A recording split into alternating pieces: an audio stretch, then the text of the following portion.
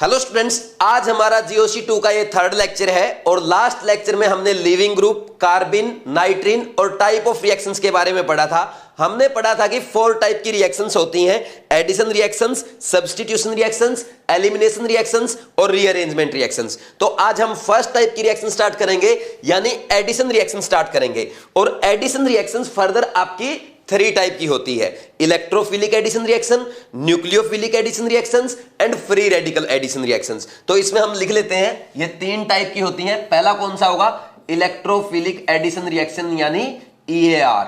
Next one is nucleophilic addition reaction यानी NAR।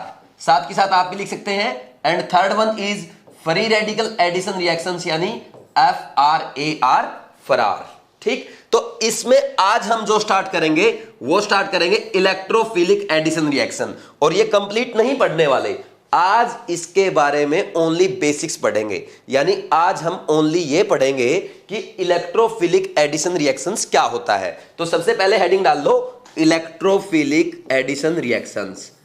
Electrophilic addition reactions, ठीक, EAR।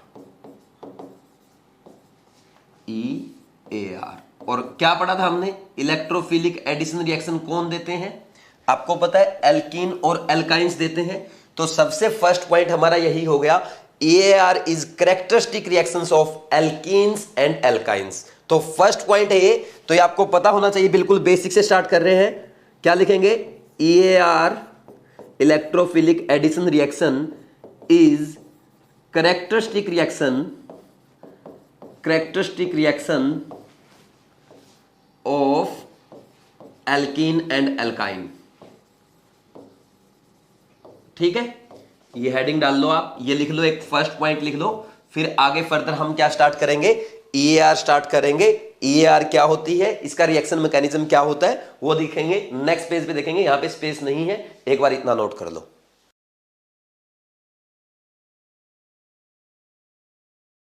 अब next देखो, अपने को EAR का मैकेनिज्म समझना है, इसलिए सबसे पहले टॉप पे हेडिंग डाल लो, इलेक्ट्रोफिलिक एडिशन रिएक्शन।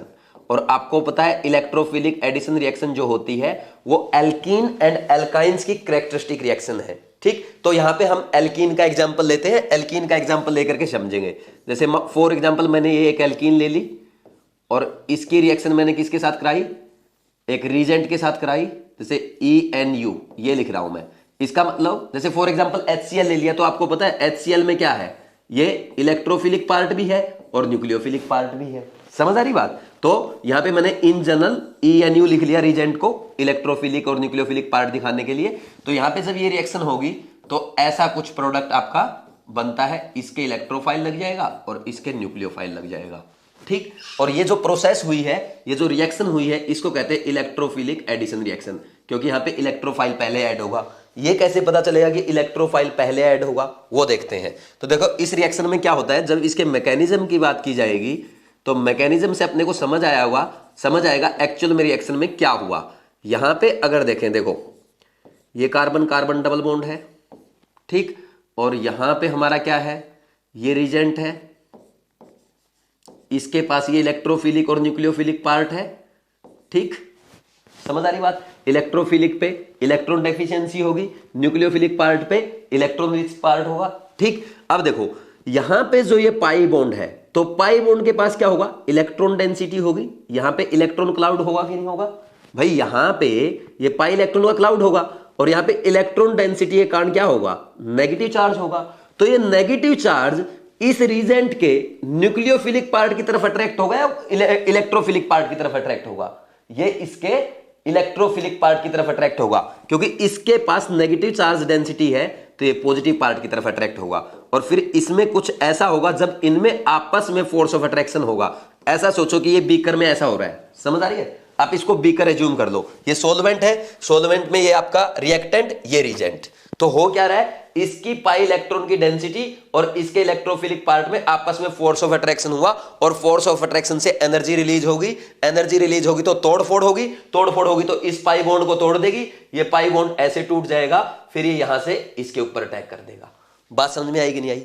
क्योंकि ये इलेक्ट्रॉन डेंसिटी इस तरफ मूव कर रही है, तो यहां से ये इसके ऊपर अटैक कर देगा। कोई डाउट है क्या? अब चाहो तो आप बीकर को हटा सकते हो, क्योंकि हमने इसको समझने के लिए यूज किया था। ठीक, अब देखो यहां पे क्या हुआ होगा, फिर इस कार्बन पे नेगेटिव चार्ज आया, तो नेगेटिव चार्ज पे ये इलेक्ट्रोफिलिक पार्ट अटैच हो जाएगा जाकर के, और यहां पे ये पॉजिटिव चार्ज आया।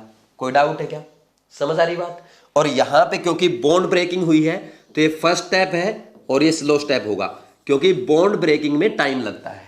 बात समझ में आ रही है? और जो स्लो स्टेप होता है वो आरडीएस स्टेप होता है। RDS means rate determining step होता है। ठीक, वो रिएक्शन का रेट डिटरमाइन करेगा कि रिएक्शन फास्ट होगी या स्लो होगी।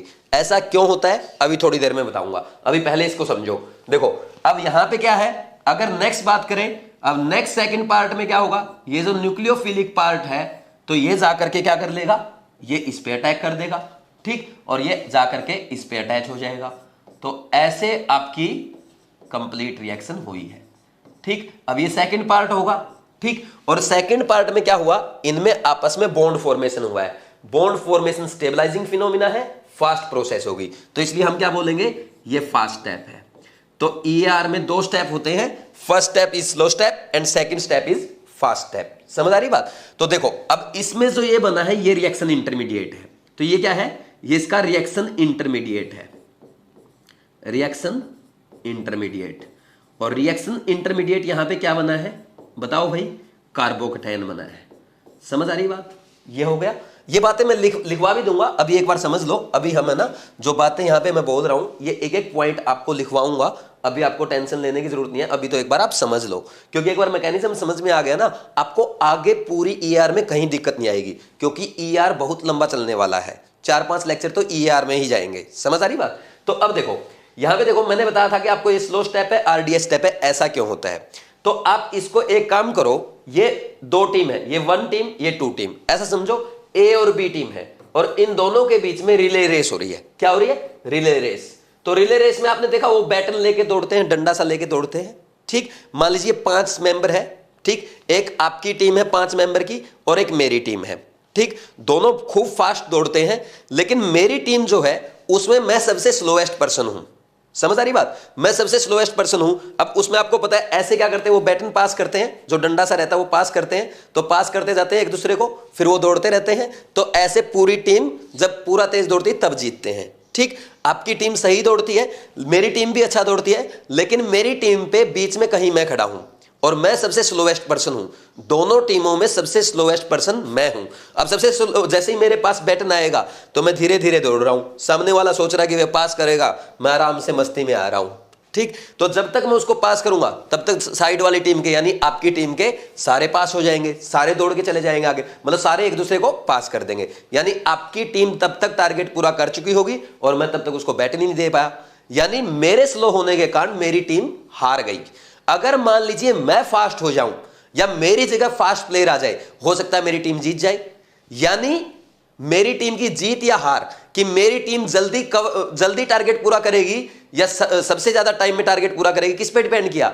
सबसे स्लोएस्ट पर्सन पे, यानी मेरे ऊपर डिपेंड किया। अगर मैं ही फास्ट दौड़ के दिखा दूं तो मेरी टीम सबसे पहले टारगेट पूरा कर देगी, यानी मेरे वाली रिएक्शन सबसे पहले हो जाएगी, और मैं ही सबसे स्लो चलूंगा तो रिएक्शन देर में होगी। बात समझ आएगी नहीं आई? यानी स्लोएस्ट पर्सन क्या करेगा? टीम की हार और जीत डिसाइड करेगा। वैसे ही स्लोएस्ट स्टेप क्या करेगा? रेट ऑफ रिएक्शन डिसाइड करेगा। इसमें कोई डाउट है क्या? अब ये एग्जांपल आपको कहां मिलेगा? केमिकल काइनेटिक्स की एनसीईआरटी में समझाया हुआ है। अगर एनसीईआरटी पढ़ोगे ना, बहुत इंटरेस्टिंग है, पढ़ा करो एनसीईआरटी। इसलिए एक एक चीज एनसीईआरटी की मैं आपको यहां पे समझाता चलूंगा। यहां पे इसको हटा देता हूं, एग्जांपल मैंने आपको समझा दिया है और मेरे ख्याल में आपको अच्छे से समझ आ गया होगा। अब देखो ये हो गया। अब इसके बाद नेक्स्ट जो अपने को लिखना है, यहां पे अपने को पॉइंट्स लिखने हैं 1 by 1। तो सबसे पहला पॉइंट क्या है? EAR is a 2 step reaction. कितने स्टेप में हुई है? 2 स्टेप रिएक्शन, ये बोल सकते हैं हम। तो इसमें सेकंड पॉइंट क्या लिखोगे? First step is slow step, that is RDS. RDS की फुल फॉर्म लिखना चाहो तो लिख सकते हो, रेट डिटरमाइनिंग स्टेप। समझ आ रही कि नहीं आ रही बात? ये हो गया। अब नेक्स्ट देखना, जब हम आगे बढ़ते हैं, नेक्स्ट देखो रेट लो कि रिएक्शन का रेट लो कैसे लिखेंगे।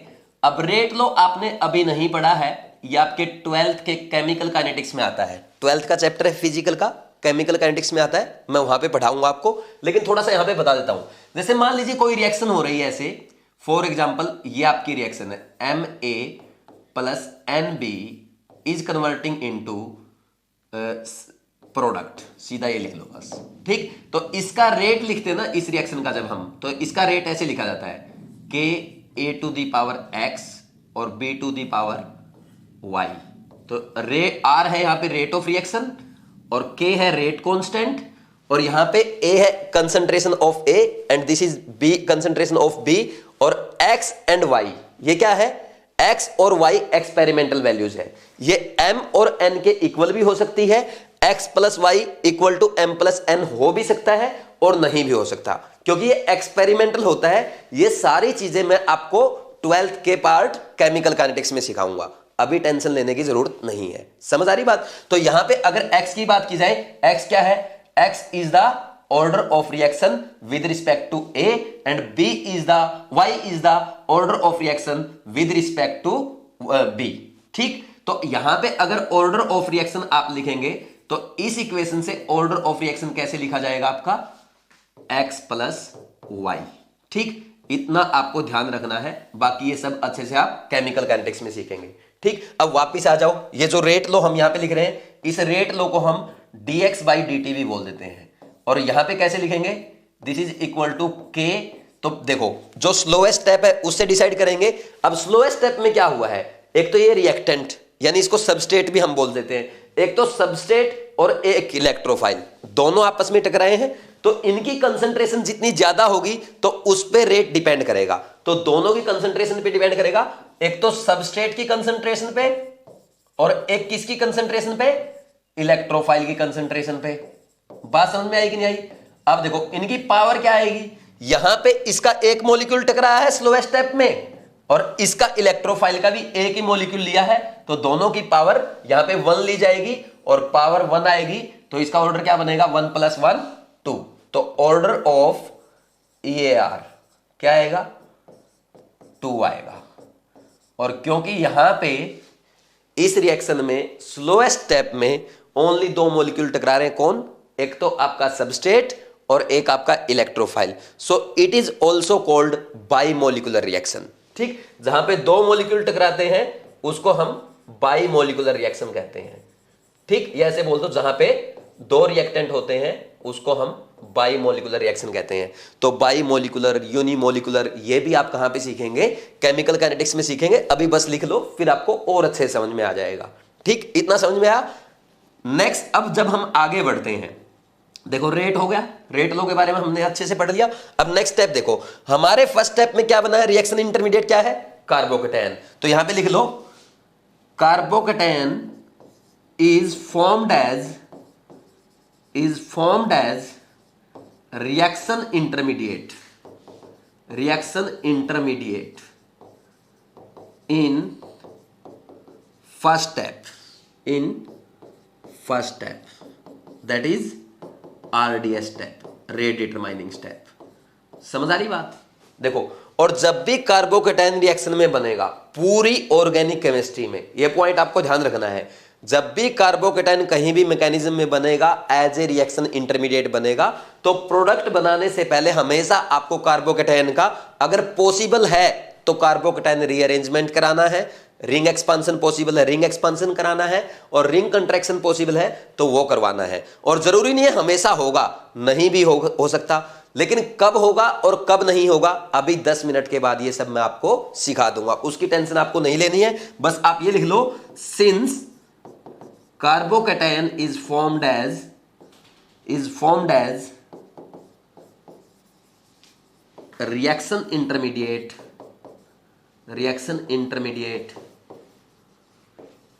so carbocation rearrangement, ring expansion and ring contraction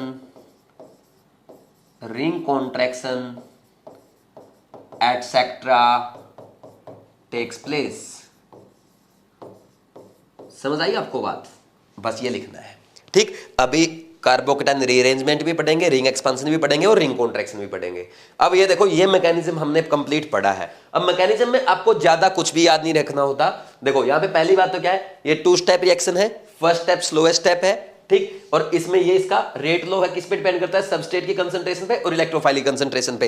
ये बहुत एडवांस चीजें करवा रहा हूं मैं आपको। ऑर्डर ऑफ EAR2 होगा, बायोमोलिकुलर रिएक्शन होगी, इतनी एडवांस में आपके एग्जाम में नहीं पूछता। आपके एग्जाम में बिल्कुल सिंपल सिंपल चीजें पूछता है। जैसे आपके एग्जाम के लिए सबसे ज्यादा इंपॉर्टेंट क्या है कि कार्बोकेटाइन इसमें रिएक्शन इंटरमीडिएट बनता है, और कार्बोकेटाइन रिएक्शन इंटरमीडिएट बनता है तो वहां पे कार्बोकेटाइन भी होगा और कार्बोकेटाइन रीअरेंजमेंट भी होगा, रिंग एक्सपांशन भी हो सकता है और रिंग कॉन्ट्रैक्शन भी हो सकता है। तो ये पॉइंट आपके लिए ज्यादा इंपॉर्टेंट है।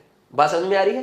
तो इतना नोट डाउन करो। इसके बाद 2 पॉइंट और इंपॉर्टेंट है। एक तो ये कि रेट अगर कार्बोकेटाइन पे डिपेंड करेगा तो जिस सबस्ट्रेट का कार्बोकेटाइन सबसे ज्यादा स्टेबल बनेगा उसकी EAR सबसे फास्ट होगी। समझ आ रही बात भाई? जिसका जल्दी से जल्दी रिएक्शन इंटरमीडिएट बनेगा वो रिएक्शन सबसे फास्ट होगी, यानी उसकी EAR यानी उसकी इलेक्ट्रोफिलिक एडिशन रिएक्शन सबसे फास्ट होगी। एक तो ये पॉइंट लिखना है। दूसरा ये लिखना है, EAR में हम मार्कोनिको प्रोडक्ट बनाते हैं। मार्कोनिको प्रोडक्ट क्या होता है अभी आगे सिखाऊंगा, एक बार ये नोट डाउन कर लो। 2 पॉइंट इसमें बचे हैं बस।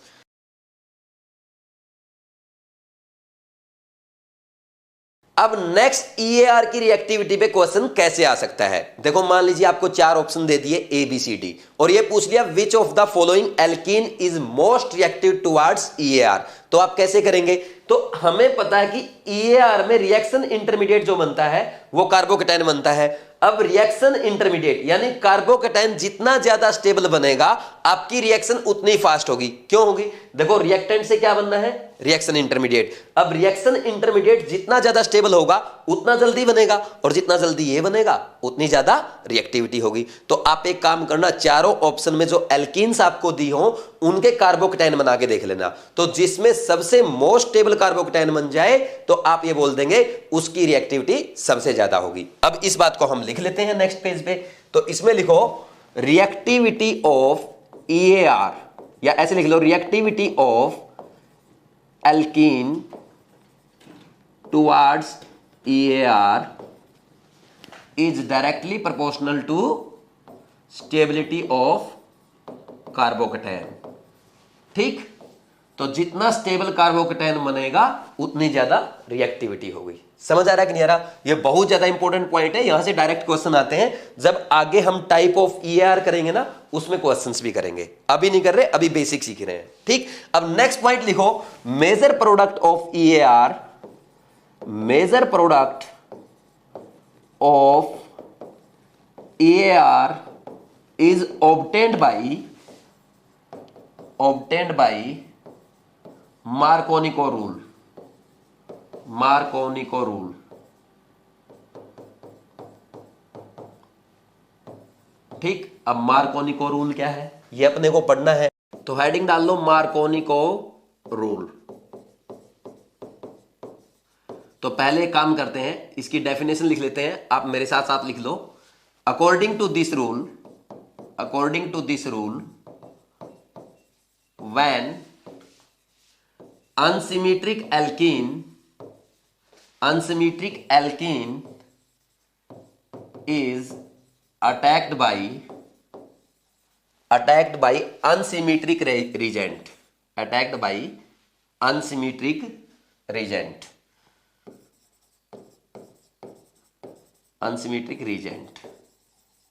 then negative part of the reagent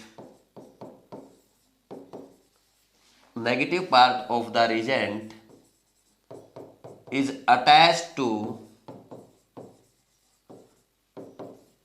that sp2 carbon which have less number of hydrogen, and the product obtained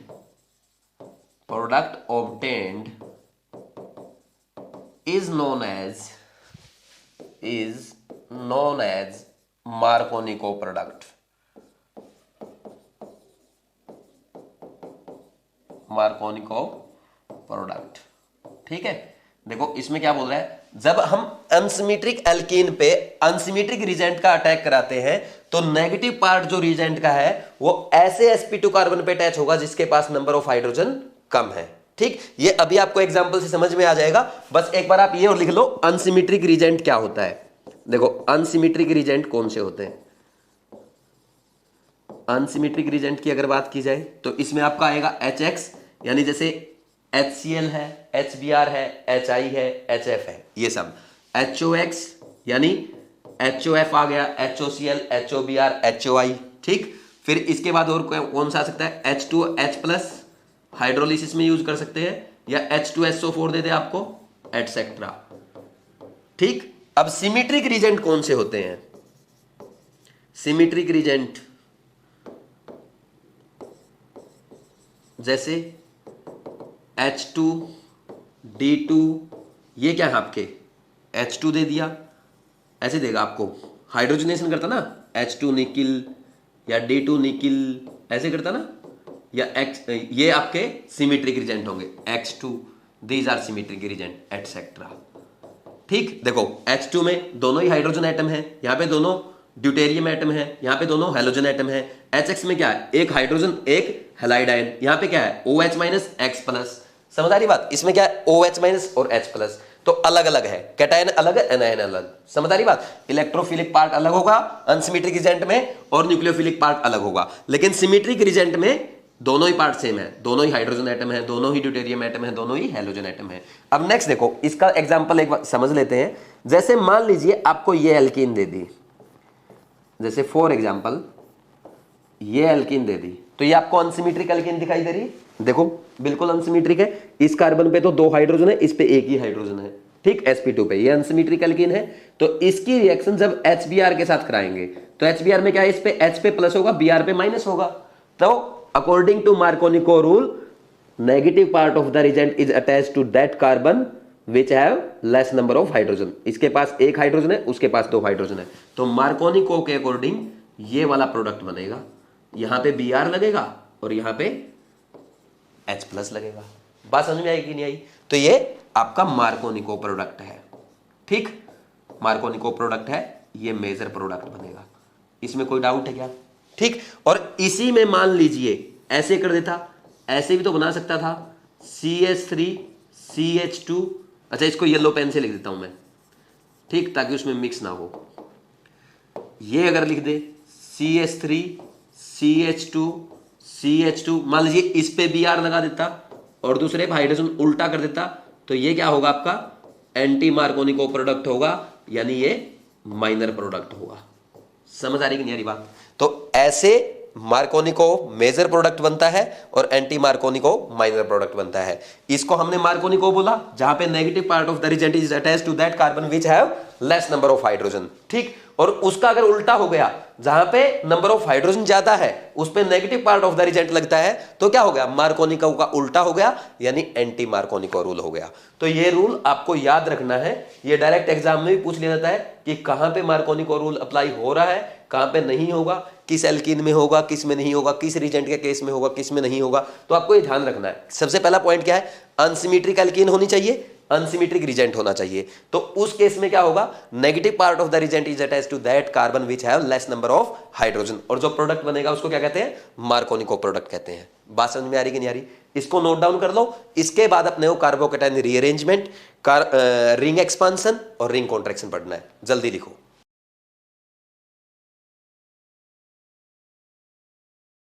अभी हमने रिएक्शन मैकेनिज्म में देखा कि इलेक्ट्रोफिलिक एडिशन रिएक्शन का रिएक्शन इंटरमीडिएट कार्बोकेटाइन बनता है, और जब भी कार्बोकेटाइन बनेगा उसके पास एक जनरल टेंडेंसी होती है कि वो अपने आप को रीअरेंज करके स्टेबिलिटी गेन कर सकता है, या रिंग एक्सपांशन से स्टेबिलिटी गेन कर सकता है, या रिंग कॉन्ट्रैक्शन से भी स्टेबिलिटी गेन कर सकता है। यानी जब भी किसी भी रिएक्शन में कार्बोकेटाइन बनेगा तो आपको प्रोडक्ट से पहले उसको रीअरेंज करा के, या रिंग एक्सपांशन करके, या रिंग कॉन्ट्रैक्शन करके स्टेबल रिएक्शन इंटरमीडिएट बनाना है। ये आपको ध्यान रखना होगा। तो इसलिए अपने को तीनों फिनोमेना सीखने हैं। तो सबसे पहली हेडिंग डाल लो कार्बोकेटाइन रीअरेंजमेंट। कार्बोकेटाइन रीअरेंजमेंट ये क्या होता है, तो इसमें पहले लिख लो कि कार्बोकेटायन जब भी बनता है उसके पास एक जनरल टेंडेंसी होती है कि वो अपने आप को रीअरेंज कर सकता है, और इस फिनोमिना को हम क्या कहते हैं? कार्बोकेटायन रीअरेंजमेंट कहते हैं। मेरे साथ साथ लिख लो carbocation has a general tendency to rearrange itself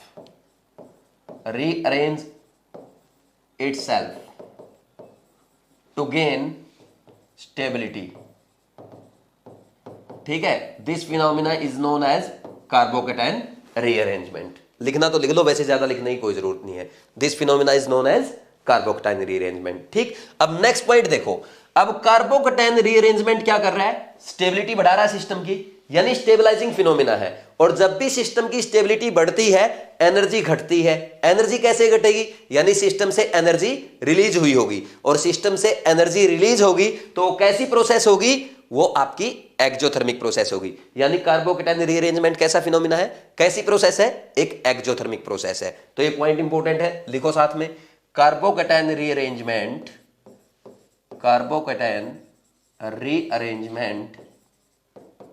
is an exothermic process।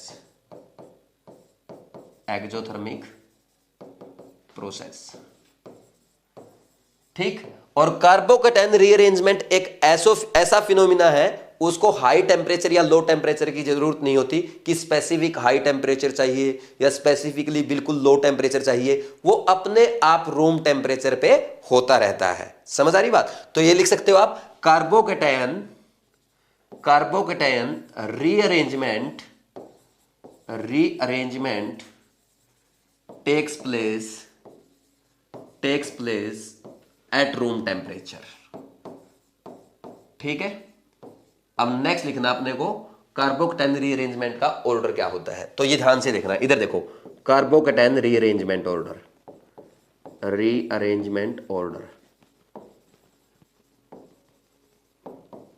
क्या होगा?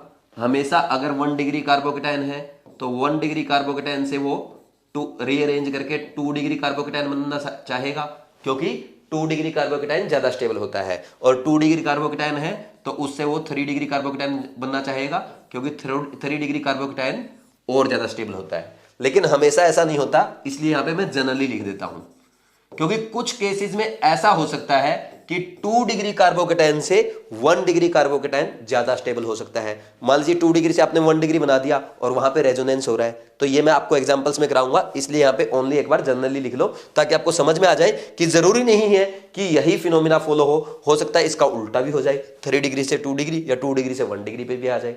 बात समझ में आ गई? अब नेक्स्ट लिखना माइग्रेशन ऑर्डर। माइग्रेशन कैसे करेंगे, किसका माइग्रेशन कराएंगे? Migration order. तो सबसे पहले आपको ध्यान रखना है, माइग्रेशन ऑर्डर में हम हाइड्राइड को शिफ्ट करवाते हैं। सबसे पहले तो किसको शिफ्ट करवाएंगे? हाइड्राइड को। अगर हाइड्रोजन लगा हुआ है बगल वाले कार्बन पे तो हाइड्रोजन को शिफ्ट करना है। तो फिर इसके बाद नेक्स्ट आएगा आपका एल्काइल ग्रुप, और एल्काइल ग्रुप में सबसे पहले यहां नीचे लिख लेना 3 डिग्री को शिफ्ट करेंगे, फिर 2 डिग्री, फिर 1 डिग्री, ये ऑर्डर आएगा। ठीक, और फिर इसके बाद सबसे लास्ट ऑर्डर आता है फिनाइल ग्रुप का। ठीक, फिनाइल को एल्काइल ग्रुप के बाद रीअरेंज करते हैं। अब देखो, कहीं कहीं आपको ऐसा भी लिखा मिल सकता है कि फिनाइल आपका एल्काइल ग्रुप से आगे लिखा हो।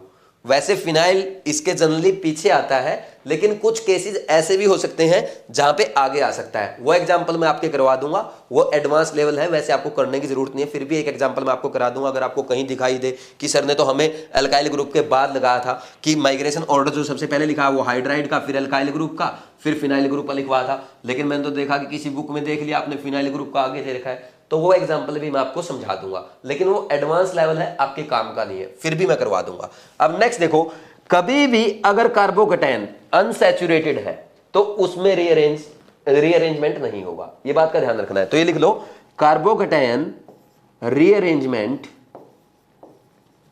डज नॉट टेक प्लेस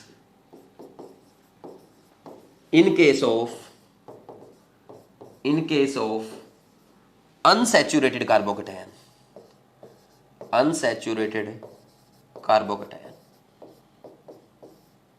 ठीक है, ये इसकी थियरी थी। अब अपने को एग्जांपल्स करने हैं। जो भी आपने पढ़ा है, ये पॉइंट्स जो आपने पढ़े हैं, ये अभी आपको थियरी से अच्छे समझ में आ जाएंगे। आपने साथ के साथ नोट कर लिए तो अच्छी बात है, नहीं तो एक बार इनको नोट कर लो।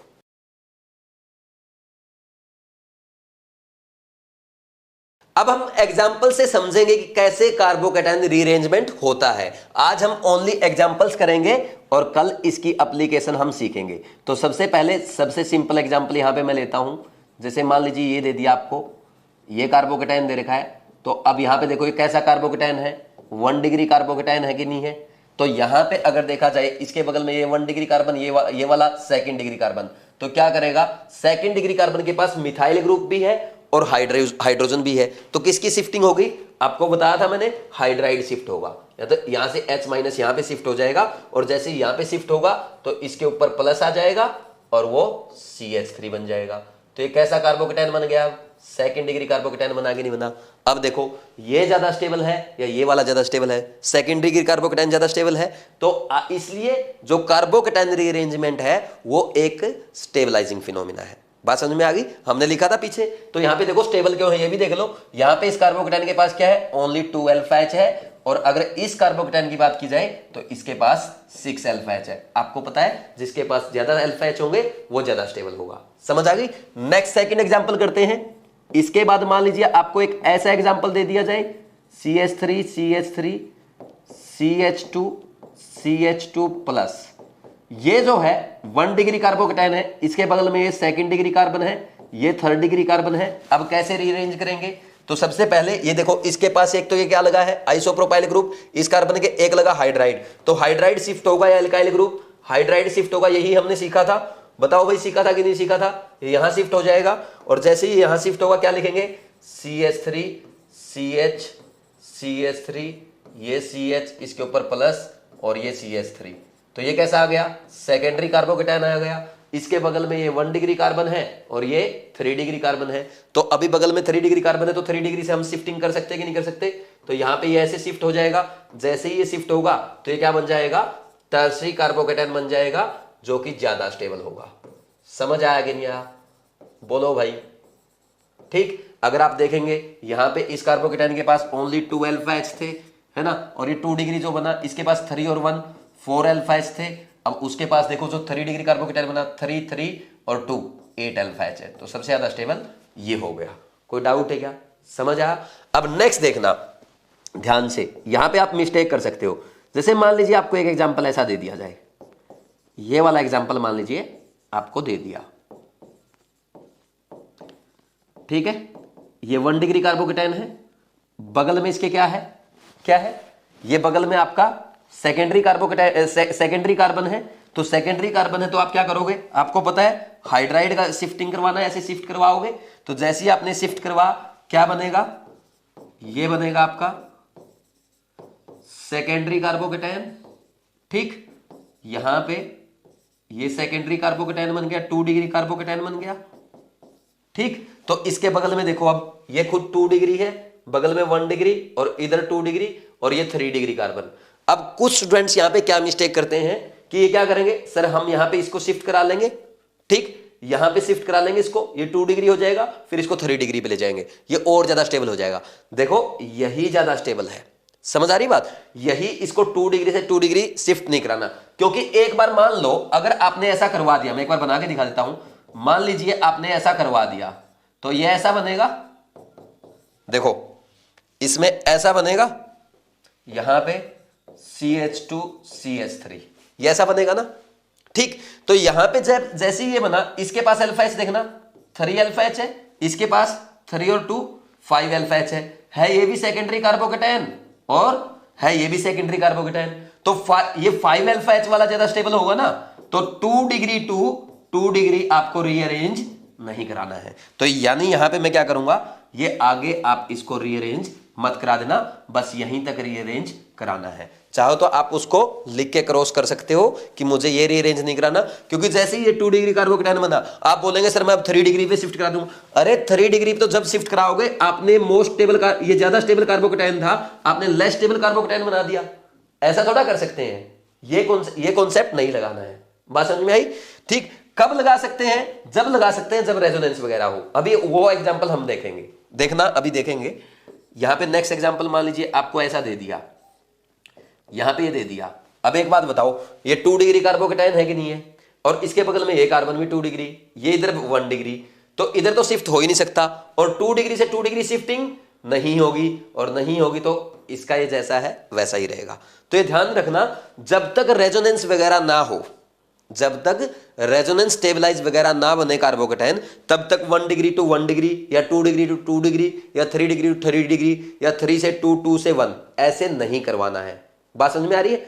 3 से 2, 2 से 1 या 2 टू 2, 3 टू 3 या 1 डिग्री टू 1 डिग्री, तब तक शिफ्टिंग नहीं कराना है जब तक more stable, more resonance stabilize carbocation ना बने। जैसे इस केस में हमने देखा कि सीधा आप अल्काइल ग्रुप था, बस शिफ्ट करा के बोला सर एक बार और करवा लूंगा। एक बार और तो तब कराओगे ना जब ये ज्यादा स्टेबल होगा।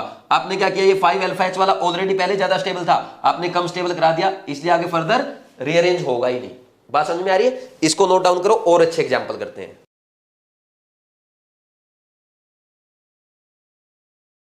अब नेक्स्ट एक एग्जांपल और हम करते हैं। जैसे मान लीजिए आपको यहां पे ऐसा दिया जाए, ये दे दिया फॉर एग्जांपल, 5th एग्जांपल है CH3, यहां पे CH2 CH3, ठीक, यहां पे CH3 और ये CH3 लगा दिया, और यहां पे ये 1 डिग्री कार्बोकेटाइन है। तो आपने देखा 1 डिग्री कार्बोकेटाइन के बगल में कैसा है, 4 डिग्री कार्बन है। तो अब हम क्या करेंगे, यहां पे रीअरेंज कराएंगे। तो रीअरेंज कैसे कराएंगे, 1 डिग्री से 4 डिग्री इस पे ले जाएंगे कार्बोकेटाइन को। तो जब हम शिफ्टिंग करेंगे तो यहां पे किसकी करेंगे, देखो क्या क्या लगा, मिथाइल लगा, इथाइल लगा, आइसोप्रोपाइल लगा। ये 1 डिग्री कार्बन लगा है यहां पे, ये 2 डिग्री कार्बन है, और ये 3 डिग्री कार्बन लगा हुआ है। हाइड्राइड यहां पे है नहीं, तो हाइड्राइड के बाद किसका ऑर्डर आता है, आपका अल्काइल ग्रुप का। अल्काइल ग्रुप कौन सा शिफ्ट होगा, 3 डिग्री। क्यों, देखो देखते हैं एक बार। जैसे मान लीजिए यहां पे ये है, ये बनेगा CH2 CH3 CH3, ये आपका कार्बोकेटाइन बनेगा यहां पे, ठीक, समझ आ रहा है? तो अब देखो यहां पे इसको शिफ्ट कराने के बाद आपके कितने अल्फा एच आए, 3, 2 और 2, 7 अल्फा एच आए कि नहीं आए, और 3 डिग्री कार्बोकेटाइन बन गया। वहां पे क्या था, 1 डिग्री कार्बोकेटाइन था और कोई अल्फा एच नहीं था, ठीक। मान लीजिए यहां से आप मिथाइल शिफ्ट कर देते फॉर एग्जांपल। अब मिथाइल को हटा दो, मिथाइल को यहां ले जाओ आप, ठीक। तो 2 अल्फा एच तो ये 2 ये और 1 ये, 5 ही अल्फा एच होते, चेक करके देख लेना। मान लीजिए आप इथाइल को शिफ्ट कर देते, तो इथाइल को यहां शिफ्ट करते तो एक मिथाइल रहता, एक ये ग्रुप रहता, एक ये, तो इसके 3 अल्फा एच, इसका 1 अल्फा एच और इसके 2 अल्फा एच, टोटल तब भी 6 अल्फा एच रहते। लेकिन जब आपने 3 डिग्री अल्काइल ग्रुप को शिफ्ट किया तब कितने अल्फा एच आए, 2, 4 और 3, 7 अल्फा एच। तो सबसे ज्यादा अल्फा एच इस केस में आ रहे हैं, इसलिए सबसे पहले 3 डिग्री को शिफ्ट करते हैं, फिर 2 डिग्री को, फिर 1 डिग्री को, नॉर्मल कंडीशंस में। अगर रेजोनेंस आ जाए तो उल्टा भी हो सकता है। बात समझ में आ रही कि नहीं आ रही? तो आपके केस में 5th एग्जांपल तक काफी है, इतना ही आता है, इससे ज्यादा आपके केस में नहीं आता। इसके बाद आपका जो आपके लिए जो इंपॉर्टेंट है वो रिंग एक्सपेंशन और रिंग कॉन्ट्रैक्शन है। लेकिन कुछ अच्छे क्वेश्चंस इसमें मैं और करवा देता हूं आपको। जैसे फॉर एग्जांपल मान लीजिए हम रेजोनेंस वाले ले ले, यहां पे ये दे दिया आपको, ये वाला केस यहां पे बना के दे दिया CH2, और यहां पे ये दे दिया CH2, और ये दे दिया मान लो यहां पे CH3, ये प्लस है, ये 2 डिग्री, इधर बगल में 1 डिग्री और इधर भी 1 डिग्री, ठीक। अब सोचो, अब बोलो क्या 2 डिग्री से 1 डिग्री शिफ्ट करते हैं क्या? नहीं करते। लेकिन अगर मैं यहां पे ऐसे शिफ्टिंग करा दूं, CH3 ये बगल वाले की शिफ्टिंग करा दूं, इसकी यहां पे इसका हाइड्राइड अगर शिफ्ट करवा दूं तो क्या बनेगा, देखो एक बार, CH3O, यहां पे ये प्लस चार्ज आएगा और ये CH2 और ये CH3 बनेगा। ये वाला केस बनेगा कि नहीं बनेगा? और ये क्या है आपका 1 डिग्री कार्बोकेटाइन है, वो 2 डिग्री कार्बोकेटाइन था, यहां पे ये 2 डिग्री कार्बोकेटाइन था। ज्यादा स्टेबल कौन है? ये वाला। क्यों? क्योंकि ये रेजोनेंस स्टेबलाइज है। रेजोनेंस किसके साथ हो रहा है?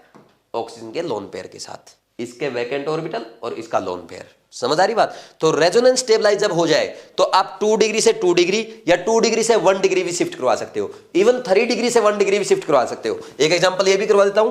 जैसे मान लीजिए ये दे दिया आपको CH3O, यहां पे CH2, ये बगल में आपको दे दिया यहां पे CH यहां पे प्लस दे दिया, और ये यहां पे हाइड्रोजन, और ये CH3 और ये CH3। बगल में कैसा कार्बन है 3 डिग्री, ये खुद 2 डिग्री और ये 1 डिग्री। अब आप क्या बोलेंगे 2 डिग्री से 3 डिग्री शिफ्ट कराऊं क्या? मान लो आपने 2 डिग्री से 3 डिग्री शिफ्ट करवाया होता, अगर कार्बोकेटाइन आपने 2 डिग्री से 3 डिग्री शिफ्ट करवाया होता तो ये बनता ना, यहां पे कार्बोकेटाइन बनता, इसके पास क्या आता 3 2 6, ये 3 2 3 3 6 और 2 8 अल्फा एच आते। लेकिन अगर मान लीजिए आपने ऐसा करवाया होता, ये 2 डिग्री से 1 डिग्री शिफ्ट करवाया होता, तो इस केस में आपका ये बनता कि नहीं बनता, यहां पे बनता कि नहीं बनता कार्बोकेटाइन 1 डिग्री पे, ये 1 डिग्री पे कार्बोकेटाइन आपका बन जाता, और 1 डिग्री पे कार्बोकेटाइन बनने के बाद क्या होता, ये 1 डिग्री कार्बोकेटाइन है, रेजोनेंस स्टेबलाइज है, तो रेजोनेंस ज्यादा इफेक्टिव होता कि नहीं होता हाइपर कंजुगेशन से। इसलिए हमने यहां पे 2 डिग्री से 3 डिग्री शिफ्ट करने की बजाय 2 डिग्री से 1 डिग्री पे शिफ्ट करने को प्रेफरेंस दी है। बात समझ में आ रही कि नहीं आ रही, ताकि रेजोनेंस स्टेबलाइज हो जाए। तो इन केसेस में हम कर सकते हैं, इवन 2 डिग्री से 2 डिग्री भी कर सकते हैं, और 2 डिग्री से नीचे भी जा सकते हैं, 1 डिग्री भी जा सकते हैं, क्योंकि रेजोनेंस स्टेबलाइज हो रहा है। इन एग्जाम्पल को लिखो और इस पे करके देखते हैं।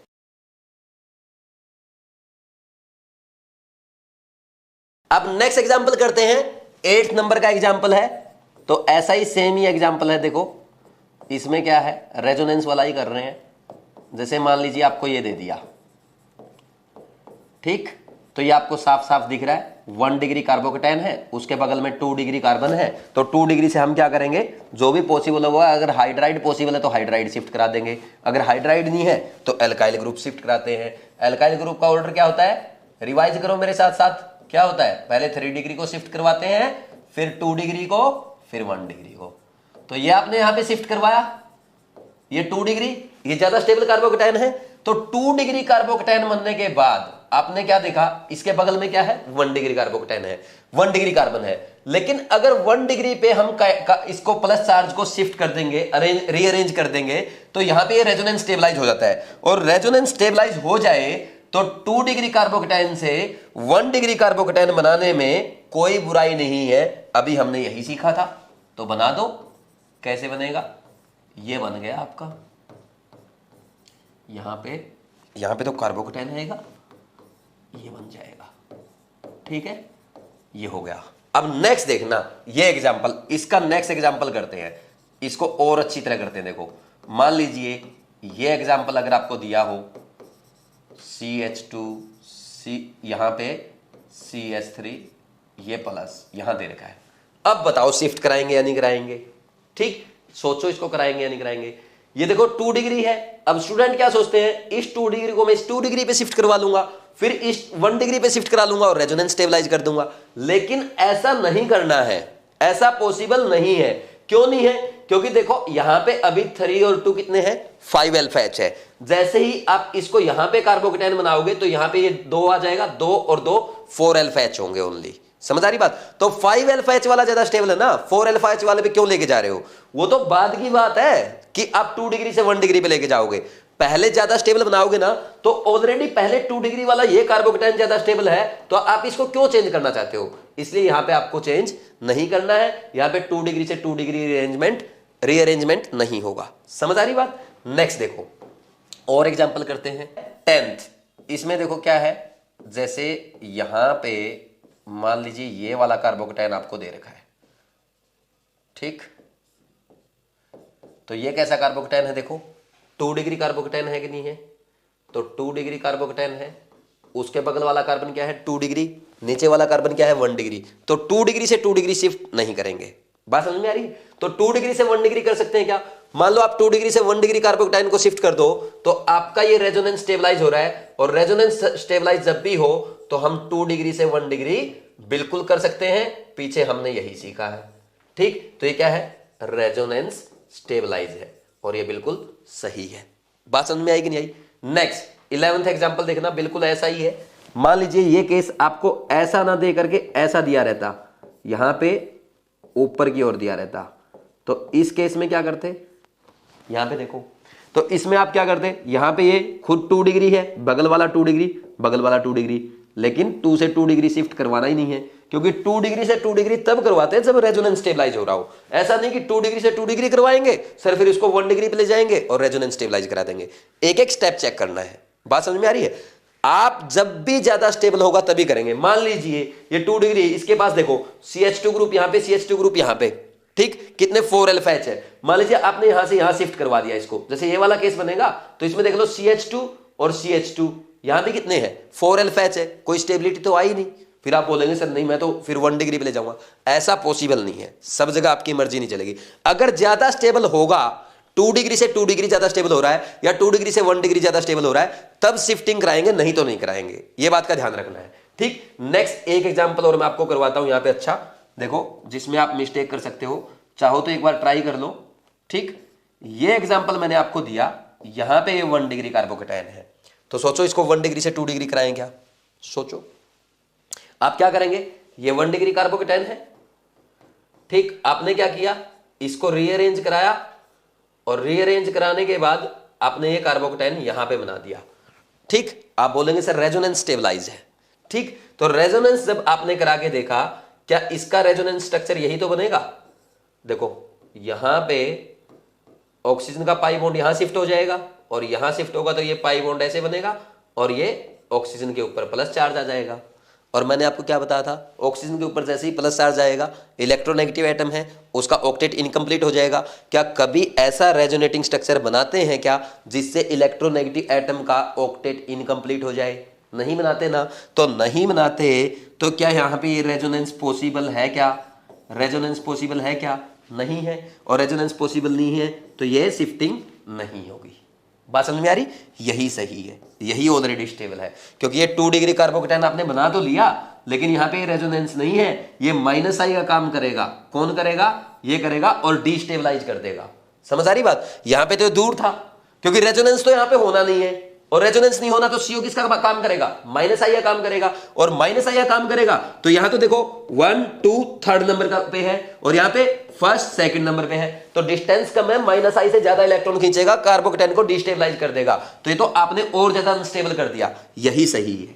तो इसमें रीअरेंजमेंट नहीं होगा। एक बार इनको लिखो और एग्जांपल करते हैं।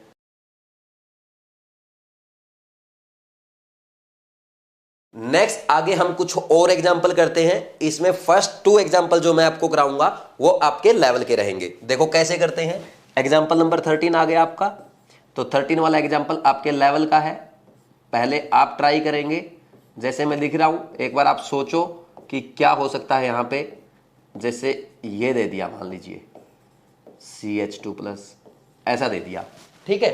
अब इस केस में क्या होगा, ये 1 डिग्री कार्बोकेटायन है, बगल में 3 डिग्री कार्बन है, तो 3 डिग्री कार्बन पे क्या क्या लगा है? एक तो हाइड्राइड लगा है, हाइड्रोजन लगा है, एक मिथाइल एक फिनाइल। तो माइग्रेटरी ऑर्डर किसका सबसे पहले आता है? हाइड्राइड का। तो हाइड्राइड को शिफ्ट करेंगे, बाकी और किसी को शिफ्ट नहीं करेंगे। यहां पे शिफ्ट कर दो इसको। कैसे शिफ्ट करोगे? यहां से हाइड्राइड शिफ्ट हो जाएगा, जैसे ही हाइड्राइड शिफ्ट होगा यहां पे इसका कार्बोकेटायन रीअरेंज हो जाएगा। जैसे यहां पे क्या होगा, ये आपका बन जाएगा, ये वाला कार्बोकेटायन बन जाएगा। समझ आ रही बात? ज्यादा स्टेबलाइज है। वहां पे उसके पास ओनली एक अल्फा H था, रेजोनेंस भी नहीं था। यहां पे रेजोनेंस भी है, रेजोनेंस +6 अल्फा H है, ज्यादा स्टेबल है। यहां पे एक अल्फा H था ओनली।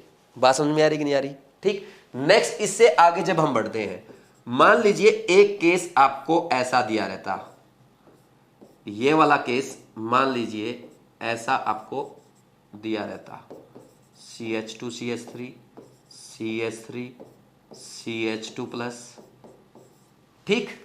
अब इसमें क्या करेंगे, यहां पे अगर हम देखें ये 1 डिग्री कार्बोकेटायन है, ठीक। 1 डिग्री कार्बोकेटायन है तो उसके बगल में क्या है? 4 डिग्री कार्बन है, तो 4 डिग्री से किसको शिफ्ट करा सकते हैं? मिथाइल, इथाइल और फिनाइल। तो हाइड्राइड तो है ही नहीं, तो किसको शिफ्ट कराएंगे? एल्काइल ग्रुप को। तो जब एल्काइल ग्रुप को शिफ्ट करेंगे तो किसको करेंगे? 2 डिग्री को करेंगे, यानी इथाइल ग्रुप को करेंगे, और इथाइल ग्रुप को करेंगे तो क्या बनेगा? CH3, यहां पे कार्बोकेटायन बन गया, और ये आपका ऐसे बन जाएगा CH2, ठीक, CH2 CH3। बात समझ में आई कि नहीं आई? ठीक। रेजोनेंस +5 अल्फा H, तो रेजोनेंस +5 अल्फा H इसके पास यहां पे है। कोई डाउट है क्या? नेक्स्ट और क्या कर सकते हैं, जैसे मान लीजिए आपको ये दिया रहता, मैंने आपको बताया था ना एक केस ऐसा कराऊंगा जहां पे फिनाइल शिफ्ट होगा, आ गया उस केस की बारी, तो इस केस में देखो क्या होगा, ये वाला है। तो देखो यहां पे क्या है, ये 1 डिग्री कार्बोकेटाइन है, इसके बगल में 3 डिग्री कार्बोकेटाइन है, तो हम फिनाइल को भी शिफ्ट करा सकते हैं और मिथाइल को भी। मान लीजिए मैंने यहां पे अगर मिथाइल ग्रुप को शिफ्ट करवाया होता, तो मिथाइल ग्रुप को अगर शिफ्ट करवाया होता तो यहां पे ये ऐसा कुछ बनता, ठीक है, और ऐसा अगर बनता तो क्या होता, तो देखो यहां पे रेजोनेंस दो दो है, ऑक्सीजन के लोन पेयर का भी है और बेंजीन का भी है, लेकिन ऐसा हम नहीं करते, दो दो रेजोनेंस को एक साथ लेके नहीं चलते। जब बेंजीन का रेजोनेंस हो और लोन पेयर का रेजोनेंस हो तो ओनली लोन पेयर के रेजोनेंस को प्रीफरेंस दी जाती है, दोनों को एक साथ लेके नहीं चला जाता। तो इस केस में क्या होता है, ये बैक बॉन्डिंग होती है इसके वैकेंट ऑर्बिटल के साथ, इसलिए हम यहां पे इस वाले केस में फिनाइल ग्रुप को शिफ्ट करते हैं, ना कि मिथाइल ग्रुप को। समझ आई मेरी बात, यहां पे ये बनेगा आपका CH2 और ये फिनाइल। कोई डाउट है क्या? तो यहां पे हमेशा फिनाइल शिफ्ट होगा, क्योंकि होता क्या है, इसका ये इसके वैकेंट ऑर्बिटल में ये अपने लोन पेयर डाल देता है, ठीक। ये वैकेंट ऑर्बिटल और लोन पेयर रेजोनेंस है, बहुत ज्यादा इफेक्टिव होता है। बेंजीन का रेजोनेंस इसके आगे कुछ भी नहीं है, या आप इसको बैक बॉन्डिंग का भी रेजोनेंस बोल सकते हो, क्योंकि बैक बॉन्डिंग से अपने लोन पेयर इसके वैकेंट ऑर्बिटल में डाल रहा है। बात समझ में आई कि नहीं आई? इतने एग्जाम्पल थे, ये हाई लेवल का है, वैसे आपको करने की जरूरत नहीं, फिर भी मैंने आपको बता दिया। आप जो फर्स्ट 5 देखो 1 to 5 ये एग्जाम्पल्स कौन से करने आपको, 1 to 5, 12 और 13, इतने काफी है। उनमें बस एक आध, अगर आप रेजोनेंस वाला कौन सा एग्जाम्पल मैंने आपको करवाया था, रेजोनेंस वाला एग्जाम्पल कहां पे आपका, इनमें से कोई एक एग्जाम्पल कर लो, एक 6th वाला कर लो करना चाहो तो। देखो मैं इनको टिक कर देता हूं, आपको फर्स्ट वाला करना है, सेकंड वाला करना है, थर्ड वाला, फोर्थ वाले के बारे में पता होना चाहिए, फिर इसके बारे में मैंने इसके बाद 5th वाला करवाया था, 6th वाला एक एग्जाम्पल तो इसमें भी कर लो, या 6th वाले की बजाय आप एक काम कर दो, सीधा 7th वाला कर लो, सारे ही केस कवर हो जाएंगे इसमें, ठीक। फिर इसके बाद इतना डिटेल में जाने की जरूरत नहीं, इतना नहीं पूछता आपसे। फिर आपका 1 से 1, 5th, 6th, 1, 5th, 7th, 12th and 13, इतना काफी है, इतना लेवल आपसे नहीं पूछेगा। एक छोटा सा एग्जाम्पल और मैं आपको करवा रहा हूं, जो आपको मिस्टेक करना है, अभी सभी बच्चे खुशी खुशी मिस्टेक करेंगे। कैसे करेंगे, देखो जैसे यहां पे मान लीजिए आपको ये एग्जाम्पल दिया जाए 16 वाला, ये दे दिया आपको कार्बोकेटाइन, ये 2 डिग्री कार्बोकेटाइन है, बगल में 3 डिग्री कार्बन है। क्या रीअरेंजमेंट होगा, यहां पे एक मिथाइल ग्रुप, एक मिथाइल ग्रुप, दूसरा भी मिथाइल ग्रुप, एक हाइड्रोजन, तो हाइड्राइड शिफ्ट हो जाएगा। ये मिस्टेक आप करेंगे, ये नहीं करनी, क्योंकि ये अनसैचुरेटेड कार्बोकेटाइन है, और अनसैचुरेटेड कार्बोकेटाइन के केस में हम रीअरेंजमेंट नहीं करवाते हैं। तो ये आपका कार्बोकेटाइन रीअरेंजमेंट था, ये नोट डाउन कर लो, ये पूरा हो गया। अब अपने को रिंग एक्सपांशन और रिंग कॉन्ट्रैक्शन करना है, लिखो जल्दी।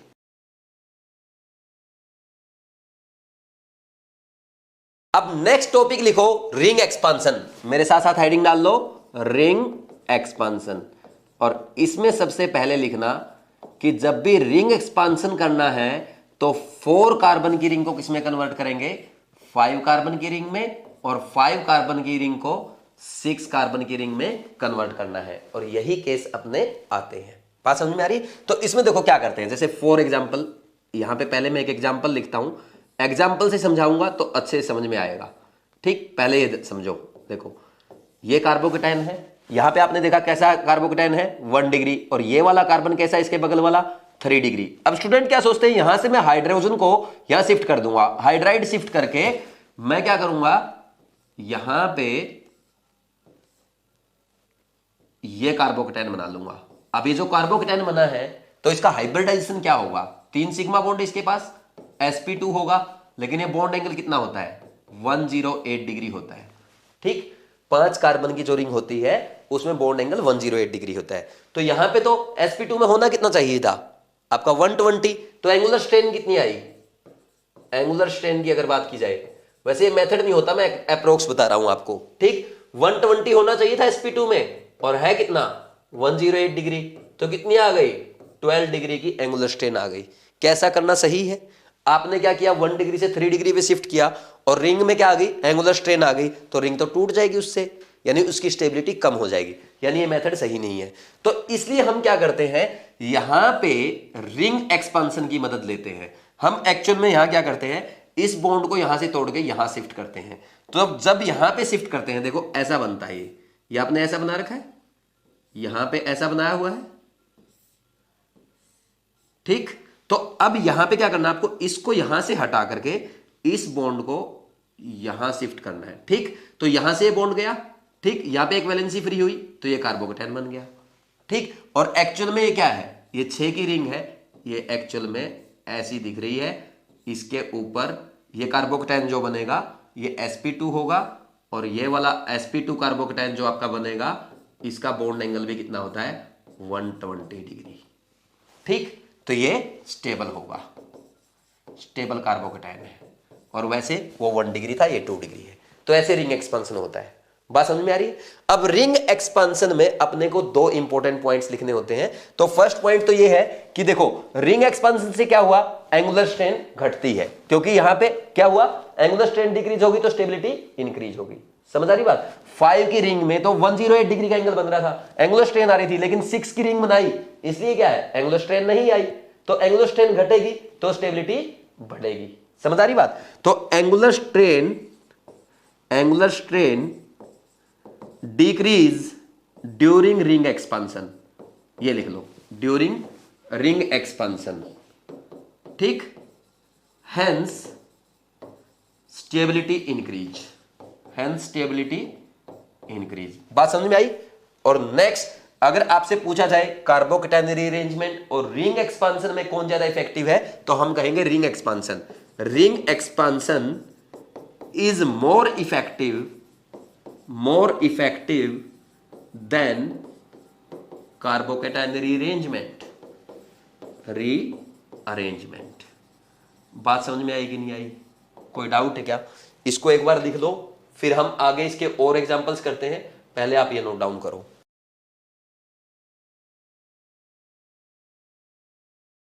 अब नेक्स्ट एग्जांपल देखो, मान लीजिए आपको ऐसा एग्जांपल दे दिया जाए, कैसा, ऐसा, जैसे ये एग्जांपल दे रखा है, ठीक। अब इस केस में बच्चे क्या सोचते हैं, जैसे ये 1 डिग्री कार्बोकेटायन है, इसके बगल में 3 डिग्री कार्बन है, तो मैं यहां से हाइड्राइड शिफ्ट करूंगा और इसको 1 डिग्री से 3 डिग्री कार्बोकेटायन बना दूंगा ऐसे। क्या ये सही है, नहीं है। क्यों, क्योंकि आपने 3 डिग्री बना दिया, ये sp2 कार्बन है भाई, और sp2 पे 90 डिग्री, आप सोचो एंगुलर स्ट्रेन कितनी आ गई आपकी, 30 डिग्री की आ गई, क्योंकि कितना होना चाहिए था, 120 होना चाहिए था, और 120 की जगह आपने कितना कर दिया, 90 डिग्री। 30 डिग्री की एंगुलर स्ट्रेन बहुत ज्यादा होगी, तो इसलिए हम इसको और डिस्टेबलाइज नहीं कर सकते। इसलिए क्या करेंगे, रीअरेंजमेंट की बजाय किसको प्रेफरेंस देंगे, रिंग एक्सपांशन को। लिखा था ना आपने, ring expansion is more effective than carbocation rearrangement, ठीक। तो यहां पे देखो, इसको ऐसे बनाते हैं, ठीक। अब देखो यहां पे क्या होगा, ये कार्बोकेटायन यहां था, ये यहां पे ऐसे था। अब हम क्या करेंगे, यहां पे इसको, इस बॉन्ड को यहां शिफ्ट कर देंगे। जैसे मैं दिखा देता हूं आपको, किसको शिफ्ट कर रहे हैं, यहां पे इसको शिफ्ट कर रहे हैं, यहां से ये हटाया, और यहां से ये हटाने के बाद क्या किया, ये आपका ऐसा कुछ नजर आएगा, ये ऐसे जुड़ जाएगा यहां पे, ठीक। और जैसे ही यहां से हटेगा तो इस पे कार्बोकेटायन बन जाएगा, क्योंकि इसकी एक वैलेंसी फ्री हो गई, और ये एक्चुअल में आपको ऐसे 5 की रिंग दिखाई दे रही है। एक्चुअल में ये आपकी 5 की रिंग है। कोई डाउट है क्या इसमें, कर सकते हैं, ठीक। अब मान लीजिए नेक्स्ट एग्जांपल आपको ये दे दिया जाए, जैसे नेक्स्ट एग्जांपल मान लीजिए ये दे दिया जाए, क्योंकि आपके माइंड में क्वेश्चन आया होगा, सर ने 4 to 5 की रिंग शिफ्ट करी, एक्सपांड करी, 5 से 6 की करी, लेकिन 3 से 4 की क्यों नहीं की। अभी बताता हूं। देखो मान लीजिए मैं इसको ऐसा बना दूं, ठीक है, ये रिंग एक्सपांशन तो हो गया, ठीक। लेकिन आप ये देखो, ये तो ऑलरेडी स्टेबल है ना। कैसे स्टेबल है, याद करो, दिमाग लगाओ, डांसिंग रेजोनेंस से ऑलरेडी स्टेबल है, और जो ऑलरेडी स्टेबल है उसमें आपको कार्बोकेटायन रीअरेंजमेंट या रिंग एक्सपांशन की क्या जरूरत है। समझ आ रही बात। तो यहां पे लिख लेना ऑलरेडी स्टेबल, इसमें नहीं करना आपको ring expansion, already stable due to stable by dancing resonance. बात समझ में आ रही कि नहीं आ रही? ठीक, बस इतने ही एग्जाम्पल आपको करने थे। बस एक ध्यान रखना है, 4 से 5 की रिंग को एक्सपांड करेंगे और 5 से 6 की रिंग एक्सपांड करेंगे। 3 से 4 मत कर देना, क्योंकि 3 से 4 फिर आपका वो डांसिंग रेजोनेंस खत्म हो जाएगा। समझ आ रही कि नहीं आ रही बात? ठीक, अब आगे बढ़ते हैं। नेक्स्ट टॉपिक, आज का last topic, ring contraction. Ring contraction, इसमें आपको 2 ही काम करने हैं। 4 की जो रिंग होगी उसको 3 की बना दो, ताकि क्या हो जाए वहां पे, ताकि वहां पे आपका डांसिंग रेजोनेंस हो जाए। एंड 7 की रिंग अगर दी गई है तो उसको 6 की रिंग बना देंगे। कैसे करेंगे मैं एक बार दिखा देता हूं आपको। ये क्या है आपकी, ये 4 की रिंग है।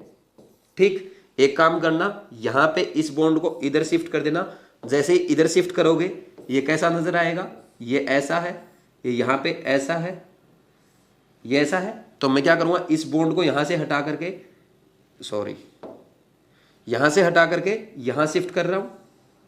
ठीक, और जैसे ही यहां शिफ्ट किया यहां पे कार्बोकेटाइन बन जाएगा। एक्चुअल में ये कैसा दिख रहा है आपको, ये एक्चुअल में आपका डांसिंग रेजोनेंस है। बात समझ में आई कि नहीं आई? कोई डाउट है क्या? हो गया डांसिंग रेजोनेंस। इसके बाद नेक्स्ट जो अपना है वो है, जैसे मान लीजिए 7 की रिंग दे रखी हो। 7 की रिंग में क्या करना है, ये थोड़ा सा बड़ा बना लेते हैं, अपने पास स्पेस काफी है। ये देखो स्पेस ही स्पेस है। ठीक, यहां पे मान लीजिए ये आपको 7 की रिंग दे रखी है। ठीक, और 7 की रिंग का क्या किया आपने, इसको यहां शिफ्ट कर दिया। और इसको यहां शिफ्ट करने के बाद तो मान लो आपने इसको यहां शिफ्ट किया तो ऐसा दिखेगा। देखो ये ऐसा है, एक बार दोबारा बना लेते हैं फिर शिफ्ट करके दिखा देंगे। ये ऐसा है, क्योंकि फील भी आना चाहिए ना कि कैसे शिफ्ट हो रहा है, क्योंकि बच्चों को इसमें ना, जब हम शिफ्टिंग करते हैं ना, टीचर तो कर देते हैं, बच्चे को पता ही नहीं चलता कि सर ने कैसे कर दिया। ठीक, इसमें इसको शिफ्ट किया, मान लीजिए यहां से यहां शिफ्ट किया। ठीक, तो यहां पे कार्बोकेटाइन बनेगा। एक्चुअल में ये देखो, 1 carbon, 2 carbon, 3 carbon, 4 carbon, 5 carbon, 6 carbon, ये 6 कार्बन की रिंग है। एक्चुअल में ये ऐसा है और ये ऐसा है, तो इसको ऐसा ही दिखाओ फिर जैसा है। और यहाँ पे कार्बोकेटाइन है। ठीक, 1 डिग्री कार्बोकेटाइन है। अब इसके पास यहाँ पे ये क्या है, 3 डिग्री कार्बन है। 3 डिग्री कार्बन के पास हाइड्राइड है, तो हाइड्राइड को शिफ्ट कर सकते हैं कि नहीं कर सकते। और जैसे ही हाइड्राइड को शिफ्ट करोगे फाइनली आपका ये बनेगा।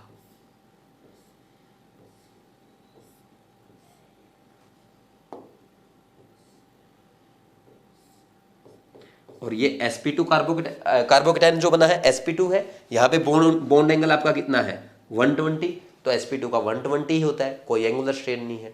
बात समझ में आ गई? और ये स्टेबल है, तो फाइनली ये बनेगा। ठीक, तो ध्यान रखना है हमेशा रिंग कॉन्ट्रैक्शन के दौरान 4 से 3 की और 7 से 6 की, और रिंग एक्सपेंशन के दौरान 4 to 5 की, 5 से 6 की, 3 से 4 की मत कर देना, क्योंकि वो ऑलरेडी डांसिंग रेजोनेंस से स्टेबल होती है। जैसे ये भी स्टेबल बाई डांसिंग रेजोनेंस है। ठीक है, यही तो है। देखो समझ आ रहा है? तो आज का लेक्चर इतना ही था। आज हमने क्या क्या पढ़ा? आज हमने एडिशन रिएक्शन शुरू की है। एडिशन रिएक्शन 3 टाइप की होती है, EAR, NAR, FRAR। तो EAR आज हमने स्टार्ट की है। EAR में हमने EAR का मैकेनिज्म पढ़ लिया। उसका मैकेनिज्म 2 स्टेप में होता है, क्योंकि और पहले स्टेप में क्या होता है, इलेक्ट्रोफाइल ऐड होता है, तो वो स्लो RDS स्टेप है, क्योंकि उसमें जो कार्बन कार्बन पाई बॉन्ड है वो टूटता है। सेकंड स्टेप फास्ट होगा, क्योंकि वहां पे न्यूक्लियोफाइल का अटैक होता है और बॉन्ड फॉर्मेशन होता है। यही हमने पढ़ा था। फिर हमने पढ़ा था कि इसका रेट किस किस पे डिपेंड करता है, इलेक्ट्रोफाइल पे और सबस्ट्रेट की कंसंट्रेशन पे, दोनों पे डिपेंड करेगा। इसलिए इस रिएक्शन का ऑर्डर 2 होगा। इसको हम बाइमोलिकुलर रिएक्शन भी कहते हैं। समझ आ रही बात? फिर इसके बाद हमने देखा था कि इस रिएक्शन में, यानी EAR में, आपका रिएक्शन इंटरमीडिएट कार्बोकेटाइन बनता है। तो जब भी हम EAR रिएक्शन करेंगे तो ये ध्यान रखेंगे, कार्बोकेटाइन अगर बने तो कार्बोकेटाइन को स्टेबल कराने की कोशिश करेंगे। कैसे? कार्बोकेटाइन रीअरेंजमेंट से, रिंग एक्सपेंशन से, या रिंग कॉन्ट्रैक्शन से। बात समझ में आ रही है? तो और जब भी अगर आपको अलग अलग सबस्ट्रेट दिए गए हैं, तो जिस एल्कीन में, जिस सबस्ट्रेट में सबसे स्टेबल कार्बोकेटाइन बनेगा, उसकी रिएक्टिविटी EAR की तरफ सबसे ज्यादा होगी। ये हमने सीखा था। फिर हमने ये भी देखा था कि जो मेजर प्रोडक्ट बनेगा, हमारा जो मेजर प्रोडक्ट बनेगा किसका, ईएआर का, वो किससे बनेगा, वो मार्कोनिको रूल से बनेगा। मार्कोनिको रूल क्या कहता है, अगर अनसिमेट्रिक एल्कीन पे अनसिमेट्रिक रिजेंट का अटैक करा जाए तो negative part of the reagent is attached to that carbon which have less number of hydrogen. ये आपका मार्कोनिको रूल था। फिर उसके बाद हमने क्या पढ़ा है, हमने कार्बोकेटाइन रीअरेंजमेंट। कार्बोकेटाइन रीअरेंजमेंट में हमने ये देखा था कि क्या करते हैं, 1 डिग्री से 2 डिग्री, 2 डिग्री से 3 डिग्री शिफ्ट करते हैं। अगर कहीं पे रेजोनेंस हो रहा है तो हम 1 डिग्री से 1 डिग्री या 2 डिग्री से 2 डिग्री या 3 डिग्री से 3 डिग्री या 3 डिग्री से 2 डिग्री, 2 डिग्री से 1 डिग्री उल्टा भी शिफ्टिंग कर सकते हैं। लेकिन किस केस में, ओनली रेजोनेंस के केस में। ये बात आपको अच्छे समझ में आ गई। फिर इसके बाद हमने देखा रिंग एक्सपेंशन। रिंग एक्सपेंशन में 4 से 5 की रिंग को एक्सपांड करते हैं, 5 की रिंग को 6 की रिंग में एक्सपांड करते हैं, लेकिन 3 वाली को 4 में एक्सपांड कभी भी नहीं करेंगे क्योंकि वो ऑलरेडी डेंसिंग रेजोनेंस से स्टेबल होती है। ठीक, रिंग कॉन्ट्रैक्शन में 4 की रिंग को 3 का बनाना है, 7 की रिंग को 6 का बनाना है। तो आज का इतना सा लेक्चर था, तो मैंने जल्दी जल्दी आपको रिवाइज कराने की कोशिश की। मेरे ख्याल से आपको अच्छे समझ में आ गया होगा। और कल से हम पढ़ेंगे टाइप ऑफ ईएआर रिएक्शन। तो कल से प्रिपेयर हो जाओ। कल से हमारा जो रिएक्शन वाला पार्ट है वो स्टार्ट हो रहा है। आज हमने ओनली बेसिक किया था, जो कार्बोकेटाइन रीअरेंजमेंट, रिंग एक्सपेंशन वगैरह आज हमने किया है। कल इसकी एप्लीकेशन हम देखेंगे। Thank you.